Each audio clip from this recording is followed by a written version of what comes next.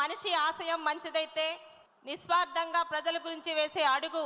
విజయవంతంగా ఎంత దూరమైనా వెళ్తుందనడానికి ఉదాహరణ పెద్దలు పూజ్యులు నందమూరి తారక రామారావు గారు. తెలుగువాడి ఆత్మ గౌరవాన్ని చాటి చెప్పేలా ఆయన ఊపిరి పోసిన తెలుగుదేశం పార్టీ ఈరోజు 40 సంవత్సరాలు దాటిన తెలుగువాడి గుండె చప్పుడుతో కలిసిపోయిన తెలుగుదేశం పార్టీ ఈరోజు కూడా విజయవంతంగా ముందుకు వెళ్తుందంటే ఆ పెద్ద ఆయన సంకల్ప బలం. ఇక నారా చంద్రబాబు నాయుడు గారు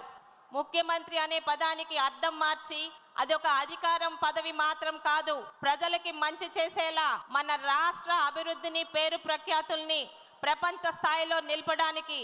20 సంవత్సరాల ముందు కూడా ఆలోచించి ఒక విజనరీ నాయకుడిగా పేరు పొంది సీఎం అనే పదానికి సిబిఎన్ అనే పదం పేరు తెచ్చుకున్న మన ముఖ్యమంత్రి నారా చంద్రబాబు నాయుడు గారు ఎన్నో ఆటుపోట్లకు గురైన ఓడిన ప్రతిసారి రెట్టించిన బలంతో రెట్టించిన ఉత్సాహంతో మీ అందరి సహకారంతో పార్టీని విజయ పదంలో నడిపించారు. ఇక్కడ టీడీపీ వెర్షన్ నెంబర్ 3.0 మన యువ నాయకుడు నారా లోకేష్ గారు వేలెత్తి చూపించిన ప్రతి ఒక్కరు నోరు మూసుకునే విధంగా ఈరోజు అన్నా అని అంటే అర్ధరాత్రి అయినా వాళ్ళకి సహాయ సహకారాలు అందిస్తూ మరి మూడో తరానికి కూడా పార్టీని ముందుకు తీసుకెళ్లగల బలమైన నాయకత్వం వచ్చిందని నమ్మకం కలిగిస్తూ ముందుకు వెళ్తున్నారు మన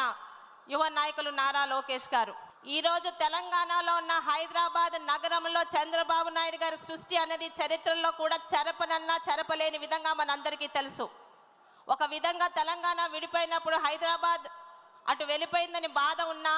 ఆ హైదరాబాద్ నగరాన్ని సృష్టించిన సృష్టికర్త చంద్రబాబు నాయుడు గారు ఈరోజు మన ఆంధ్రప్రదేశ్లోనే మనతోనే ఉన్నారని నమ్మకం.